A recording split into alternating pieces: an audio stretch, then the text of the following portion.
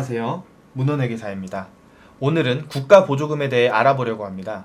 최근 보조금법 시행령 개정으로 인해 공인회계사의 역할과 업무 범위가 확대되었습니다. 공인회계사는 보조금과 관련하여 어떤 역할을 수행하고 있는지, 그리고 어떻게 업무 범위가 확장되었는지에 대해 살펴보도록 하겠습니다. 먼저 보조사업에 쓰이는 용어들에 대한 정의부터 짚고 넘어가 보겠습니다. 보조금 관리에 관한 법률, 약칭 보조금법 제2조 정의에 의하면 보조금은 다음과 같이 정의됩니다. 보조금이란 국가 외의자가 수행하는 사무 또는 사업에 대하여 국가가 이를 조성하거나 재정상의 원조를 하기 위하여 교부하는 보조금, 부담금, 그 밖에 상당한 반대급부를 받지 아니하고 교부하는 급부금으로서 대통령령으로 정하는 것을 말한다. 보조금 외의 용어들도 정의해 보겠습니다.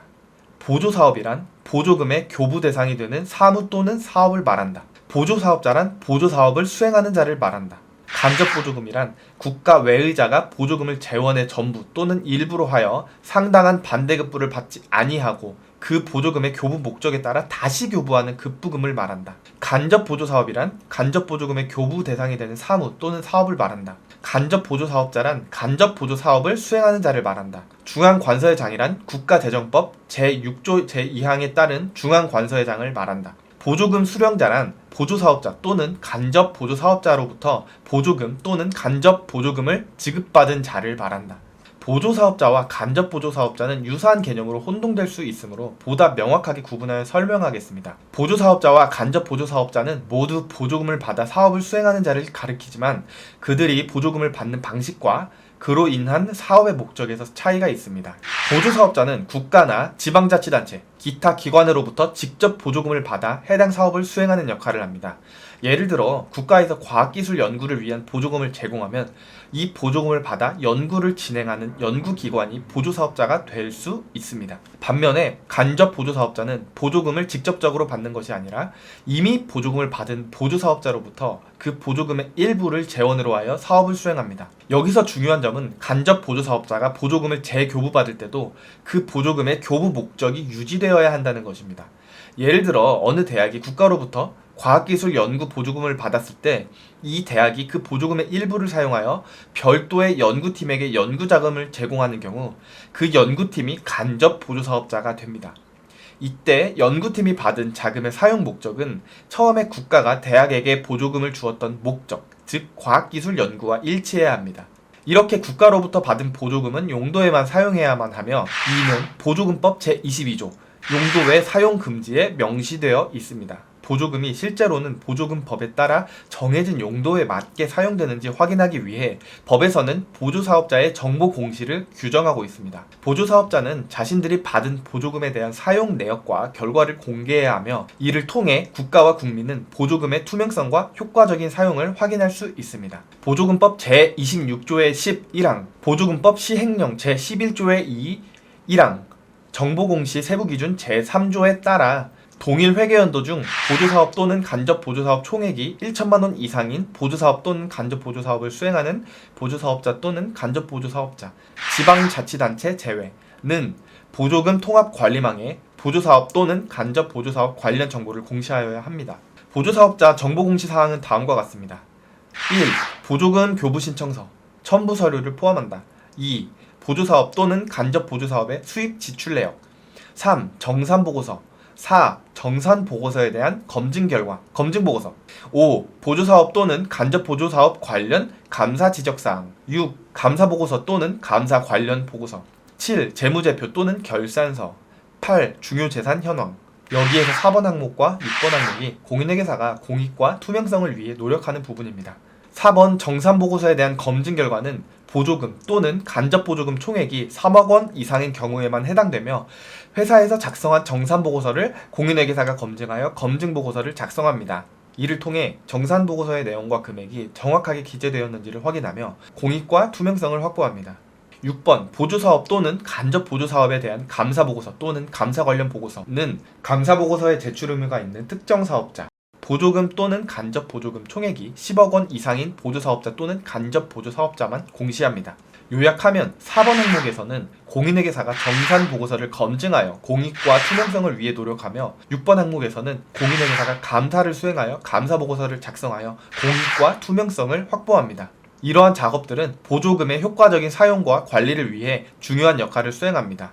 뒤에서 자세히 설명드리겠지만 2023년 6월 20일에 시행되는 보조금법 시행령 개정으로 검증보고서는 보조금 또는 간접보조금 총액이 3억 원 이상에서 1억 원 이상으로 확대되었고 감사보고서는 10억 원 이상에서 3억 원 이상으로 확대되어 공인회계사가 공익을 위해 수행하는 업무 영역이 늘어나게 되었습니다. 이렇게 보조금이란 너무나 당연하게도 용도에 맞게 사용되어야만 하며 법에도 명시되어 있지만 실상은 투명하게 운영되지 못하고 있었던 것이 현실입니다. 우리나라에서 보조금이 실제로 어떻게 쓰이고 있는지 기사를 통해 알아보겠습니다.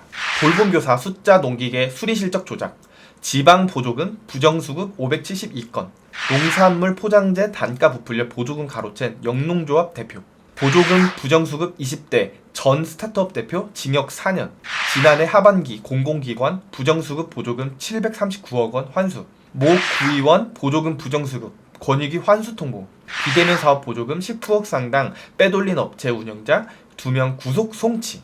이러한 기사들은 우리에게 너무 익숙하죠. 아무 포털 사이트에 보조금이라고 검색하면 쉽게 찾아볼 수 있는 기사들입니다. 물론 보조금을 받는 모든 사람들이 부정수급을 하는 것이 아니라 일부의 문제이긴 합니다만 일부라고 하기에는 기사의 빈도가 높기는 하죠. 국민들이 이런 기사들을 계속 접하다 보면 국가 보조금에 대해 의구심을 품을 수도 있습니다. 이는 국가가 보조금을 제대로 관리하지 않아서 정보를 아는 사람들이 자유롭게 돈을 빼가는 것으로 인식될 수 있기 때문입니다. 일반인들도 알고 있던 위의 사실은 당연히 정부에서도 인지하고 있었습니다. 최근에는 특정 단체의 보조금과 기부금 부적절 사용에 대한 논란이 사회적으로 큰 문제로 대두되었으며 지난 국정감사에서도 민간단체 보조금에 대한 다양한 문제점이 지적되었습니다. 이 문제를 해결하기 위해 정부는 민간단체 보조금 지원 현황을 전수조사하고 이를 기반으로 향후 개선 방안을 마련하기로 결정했습니다.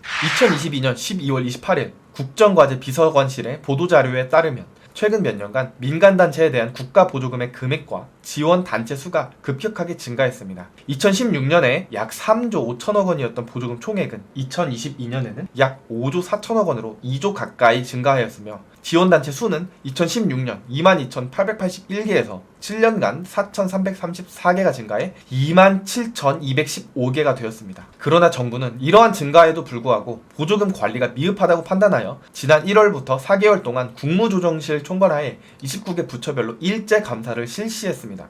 이 감사는 최근 3년간에 대한 국가보조금 지급 사업을 대상으로 이루어졌으며 총 6조 8천억 원에 이르는 국가보조금이 지급된 1만 2천여 개의 민간단체가 조사 대상이 되었습니다. 감사 결과 1조 1천억 원 규모의 사업에서 1,865건의 부정과 비리가 발견되었으며 해당 사업에 대한 보조금 중 314억 원이 문제가 되는 부분으로 확인되었습니다. 이에 따라 정부는 보조금 예산에 대해 원점에서 재검토를 진행할 것을 밝혔습니다. 314억 원에 대한 부정과 비리는 횡령, 리베이트 수수, 허위 수령, 사적 사용, 서류 조작, 내부 거래 등으로 구체화될 수 있습니다. 이러한 행위들의 예시들을 살펴볼 건데요. 내가 피땀 흘려 낸 세금이 마땅히 쓰여야 할 곳에 쓰이지 않고 일부 이기적인 사람들의 횡령 주머니에 차곡차곡 쌓이는 예시를 보면 분노가 치밀어 오를 수도 있으니 주의해서 시청해주세요. 예를 들어 횡령에 해당하는 사례를 살펴보면 A협회의 사무총장이 출장비로 지급받은 보조금을 개인적인 해외 여행비로 도용하여 1,400만 원을 사용했습니다. 또한 실제로 제작하지 않은 기념품을 주문하고 제작비를 개인 계좌로 입금하는 등의 방법을 사용하여 2천만 원을 횡령하였습니다. 또 다른 사례로 어떤 비영리 민간단체는 2017년부터 5년간 군 부대 장병들을 대상으로 한 책 읽기 사업을 진행하면서 정부로부터 146억 원의 보조금을 받았습니다. 그러나 이 단체는 지인들을 가짜 강사로 임명하여 강사로 인정받고 이를 통해 10억 5천만 원을 횡령하기도 했습니다. 횡령된 보조금은 이 단체의 임직원들이 주택을 구입하는 데 사용되었으며 또한 사업비, 손녀의 말 구입비, 유학비 등에도 사용되었습니다. 또 다른 사례로 일자리 사업에서는 취업 자격이 없는 사람들에게도 지원이 이루어지는 사례가 발견되었으며 각종 증빙사진이나 서류 조작 사건들이 다수로 적발되었습니다. 이를 통해 보조금 사업에는 부정과 비리, 도덕적으로 부적절한 행위들이 얼마나 흔하게 일어나고 있는지를 알 수 있습니다. 이러한 사례들은 보조금을 받을 자격이 없는 사람들이나 조작된 증빙 자료를 통해 보조금을 부정수급하는 경우가 많았음을 보여줍니다. 이번 감사에서 밝혀진 것만으로도 314억 원이 낭비되었으며 실제로 부정수급 사례는 훨씬 더 많을 것으로 예상됩니다. 이러한 문제들이 드러나자 국고보조금 관련한 제도가 강력하게 개선되었습니다. 먼저 보조금 사업자 관리 시스템을 강화합니다. 이를 위해 보조금 1차 수령단체뿐만 아니라 재위탁받은 최종 보조사업자들까지 전부 등록하여 투명하게 관리하도록 합니다. 종이 영수증을 받아 수기로 관리하는 지자체 보조금은 연말까지 지자체 보조금 관리 시스템을 구축하여 체계적으로 관리하게 됩니다. 또한 보조금법 시행령을 개정하여 검증을 강화합니다. 검증보고서는 현행 기준인 보조금 또는 간접보조금 총액 3억 원 이상에서 1억 원 이상으로 확대되었으며 회계감사 대상에 대해서는 현행 기준인 10억 원 이상에서 3억 원 이상으로 확대되어 외부 검증이 강화되었습니다. 지난해 기준 보조금 3억 원 이상 사업이 9천여 개, 1억 원 이상 사업은 4만 400여 개였습니다. 따라서 이처럼 기준을 낮출 경우 공인회계사가 보조금을 검증할 대상이 4배만큼 증가하여 업무 영역이 그만큼 확대되었다는 뜻입니다.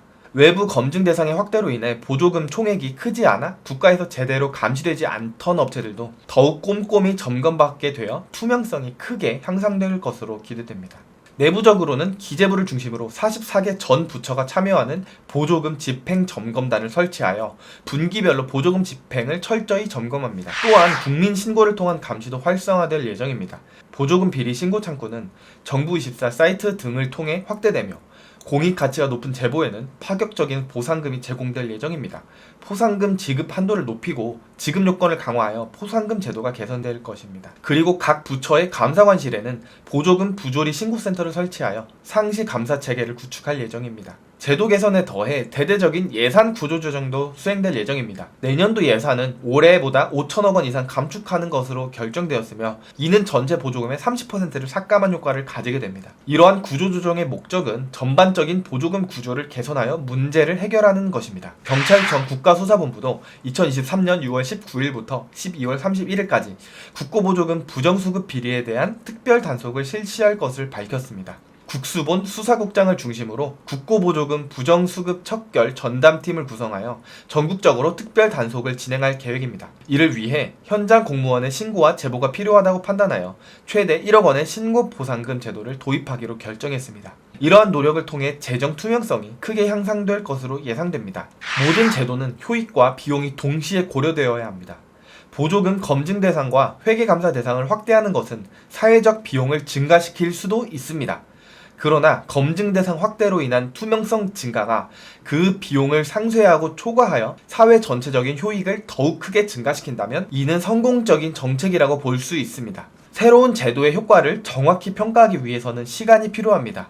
투명한 사회를 위해 공인회계사들에게는 더 큰 책임과 역할이 부여되었으며 그들의 기여에 큰 기대를 하고 있습니다.